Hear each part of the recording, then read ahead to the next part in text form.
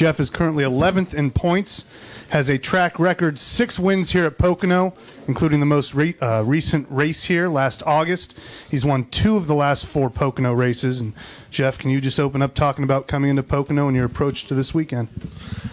I've always loved this racetrack and continue to love it. It's a very challenging racetrack, obviously, with the 3 unique corners. And, with this new car, certainly a few unknowns, and anxious to get out there on the track to see what the pace is going to be and what the characteristics, car, track, all those things are going to be, so we can start tuning on it for the race. Doesn't look like we're going to be tuning on it for qualifying. And certainly this has been a great track for us over the years, and continues to be even in recent years. When I look at our last couple seasons and the tracks where we've gone and actually have run really well and haven't gotten the wins versus some that we've run really well and have gotten the wins. And I think of Pocono, and it's just one of those tracks where when maybe we've had some misfortune and things not go our way, this has been one where things have gone our way. So hopefully that continues. All right, we'll go ahead and open up to questions for Jeff. Please start with your name and affiliation. Wait for the wireless mic. We'll start on this side of the room over here. Jeff, talk about the safety features that Pocono put in with the new pave and everything for last year. How much that affected your win? And by the way, the affiliate is the Focus out of Broadheadsville at the bottom of the mountain. Yeah. Well, I think a repave always gives opportunities for tracks to evaluate their surface, their pit road, safety features, and all those types of things. And I'm only going off of memory of the last time that I was here. I'd have to kind of do another sort of walk around or laps to evaluate where everything is. But I know that when I left here the last time, I didn't hit anything, and that was a good thing. And I don't remember anybody that did that had issues. So I know that.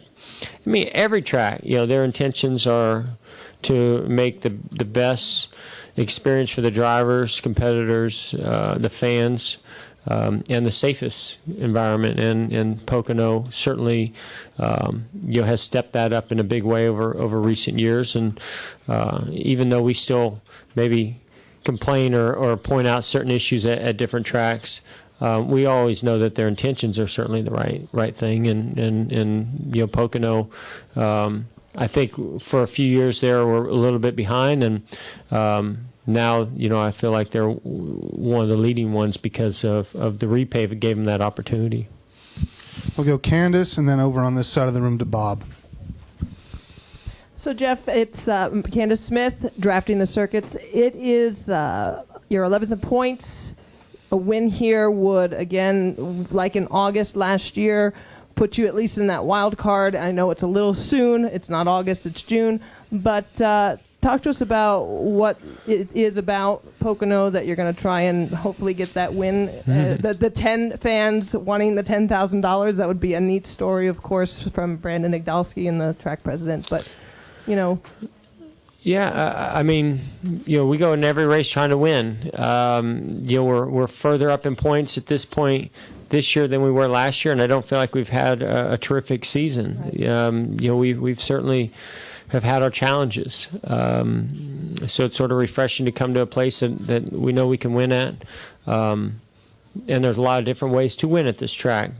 Sometimes the fastest car doesn't always win. So you gotta play the pit strategy right, fuel mileage, try to tune the car to the conditions the best you can, and hopefully you come out of here on top. And we've seen that a lot at this track over the years. It just you never give up, and anything's possible. And we saw that. With Joey here, we saw it. We've seen it with many different drivers. Sometimes the fastest car does win, and that's our goal going in, is to try to create that. And we look forward to to those challenges and coming out of here. We've been, even though we've been struggling along the way, so have some of the other guys that we've been battling with in points. So we can kind of keep flip-flopping, going back and forth, and find ourselves in 11th after a good, strong finish at Dover. And, we want to get some momentum and consistency going. Real quickly, last August, your family was here, the entire family, and that was something you were real happy about. Are they with you this weekend? They're not. My wife's going to be here, but the kids are not going to be with us on Sunday. So, they'll be happy that we win either way. But we certainly love having them for a victory, and there'll be a lot of races this year, and hopefully we can get some wins.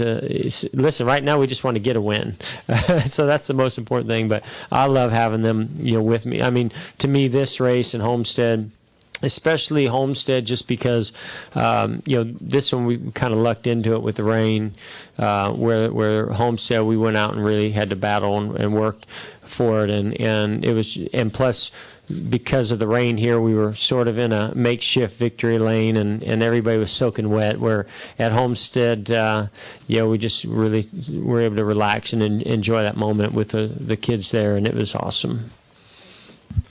Also, for those not aware of what Candace was referencing, track president Brandon Igdalski has predicted Jeff to win on Sunday, and if Jeff does win, he'll be giving away $10,000 to 10 different fans. So we'll move on to Bob. I knew just enough about it to get myself in trouble if I commented, so thank you for clarifying it. No pressure. No. Bob Hawker, Sporting News. With the announcement yesterday of Exalta extending through 2016, does that mean we should pencil you in through 2016?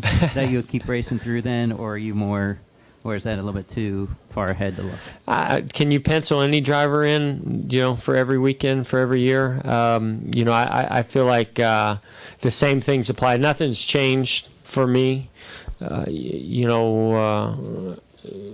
We're still competitive and still being challenged and have goals, and my my back is hanging in there. We've got sponsorship, which is a positive thing for our team and the sport. We're very excited about Exalta. This has been a real tricky type of year for them, and transition for them internally as well as for us as a team, because we've known the name of the company. We've maybe seen some of the logos, but they're a worldwide company, and we have to be patient with all that. And because of the transition and the sale of how DuPont went about it, this was a season that was sort of guaranteed. The next seasons ahead were not guaranteed, and so it's pretty exciting to know that they have that interest and have been working with Hendrick to sign an extension. I want to race for a long time, but I can't say how long that is going to be at this time. All right, we're going to go Al, Ryan McGee, and then Nate. Hi, Jeff. Al Pearson, Water Week. Not that it's ever happened to you, because I doubt it ever has, but a driver whose career may be stalled a little bit, does it help any for an owner to say, you've got to do better or else? Or do most drivers give all they've got with what they've got, regardless of their contract situation? Well, other than the sponsorship side of that, drivers usually know before the owners know of where they stand with the team and what kind of pressure is on them to perform. Sometimes the owner is ahead of the game when they're negotiating and talking to a sponsor, and the sponsor is saying, what are the driver options out there? And that owner might not necessarily be passing that along to their current driver. I think we're all under enough pressure and are driven by the competition to go out there and perform in such a way that we don't need any outside encouragement or pressure from sponsors or team owners. And so I've never been in that position. I've always been fortunate to be in the position where the sponsors and the team owner are always asking me, what can we do, to help? How are things? Where are the strengths and weaknesses within the team? And what do you need so we can go out there and step up our performance? And that's always been the case, whether we were winning or whether we weren't winning. So, but I know that's a tough position to be in as a driver, because I can imagine and put myself in that position. I've been in that position prior to the Cup Series. I've talked about this before. Getting fired from a ride is one of the best things that ever happened to me, because it kind of laid my career path. But it was a hard thing to go through, to know that somebody didn't want me behind the wheel of the car because I wasn't getting the job done. And they were right. I was tearing up a lot of stuff, and things weren't going very well. And that's also the case. Sometimes it's just not meant to be. Sometimes it's just a combination. When was that?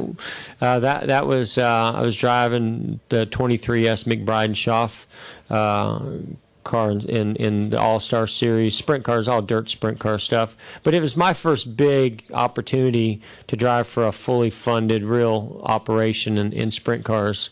And it didn't go very well. I got fired, and then it went really well right after that for some reason. We'll go to Ryan in the back there.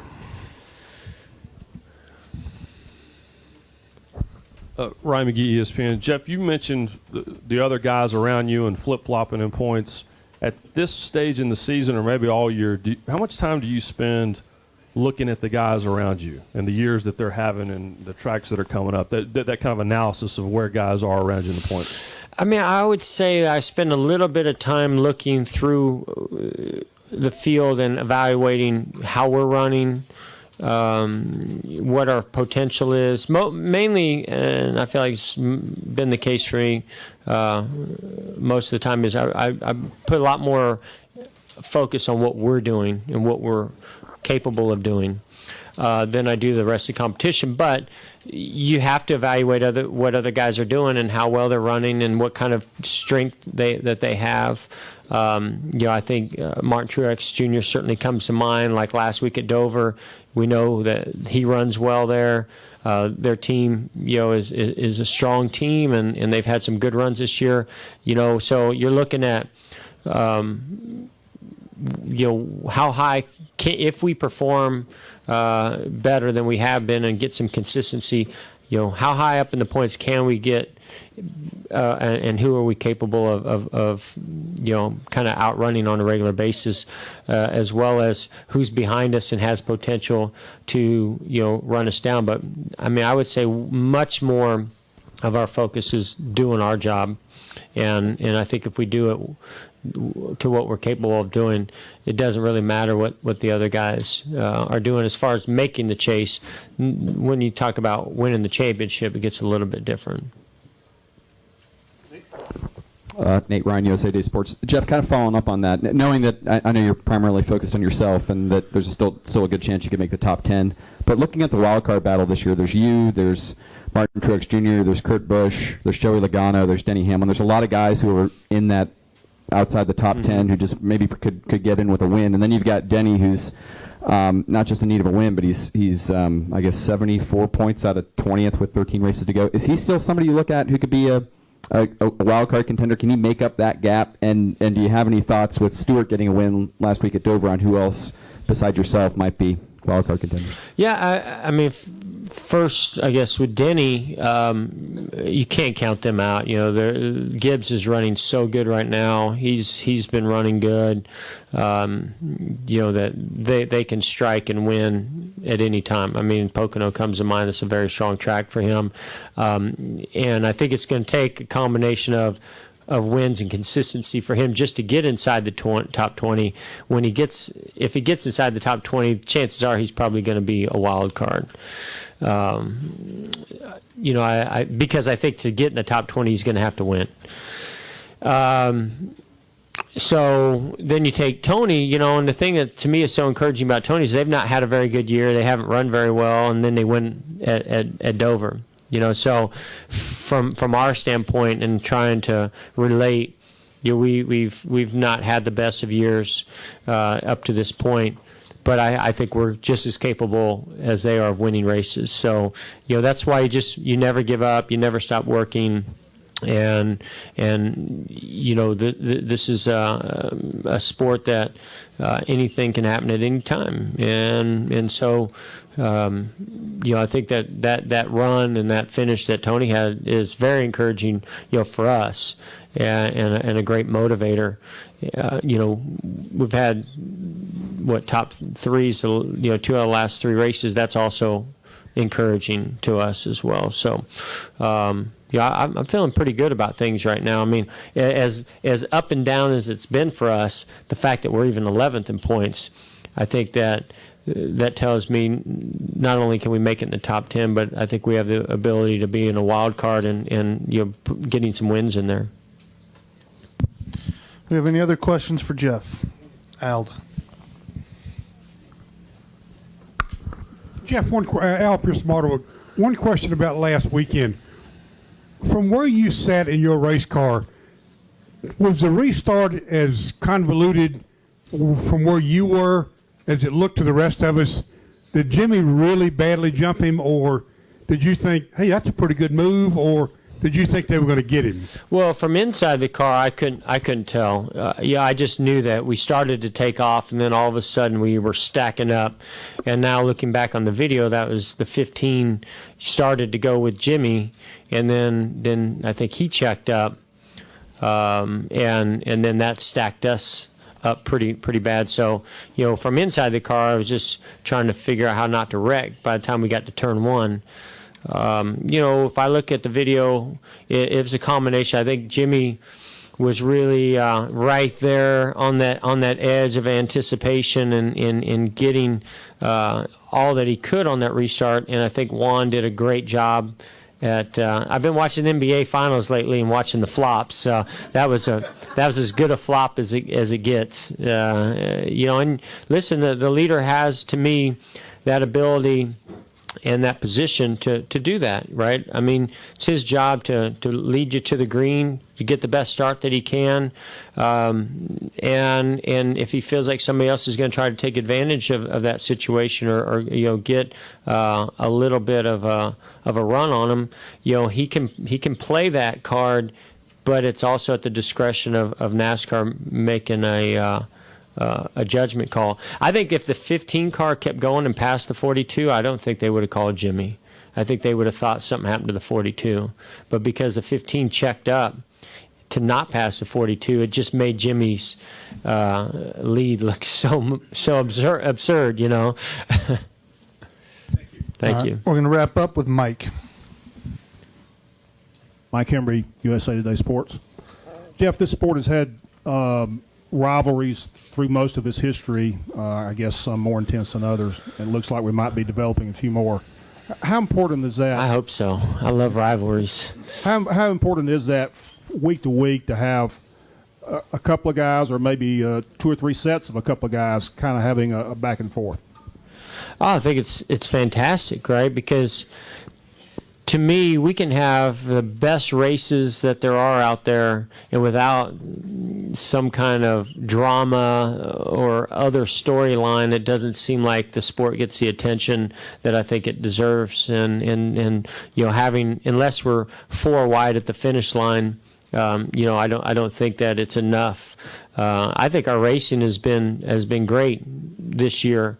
We've got the new car, and when I say racing, it's not always the battle of the cars going back and forth. It's pit strategy. It's guys taking risks on no tires and 4 tires and fuel and side by side racing and finding different grooves. Guys that can come from the back to the front, and I think we've kind of seen a mixture of all of those things. But again, I think that in order at this day and age, with social media, with all the different type of entertainment that's out there, it needs the full gamut of entertainment, which to me is rivalries and sparks flying and things outside the norm of sports. And so I think that's why I say rivalries are great, because that creates that spark and gets people's emotions going and shows the rawness and intensity of what really goes on. And sometimes we hold that back because there are risks involved with that, and whether it be a penalty, whether it be being judged, a lot of things that could happen, and it's, to me, it's refreshing, exciting to see. I don't like being a part of it. I prefer to be watching it and being on the outside, but it's highly entertaining, and it certainly creates a lot of buzz.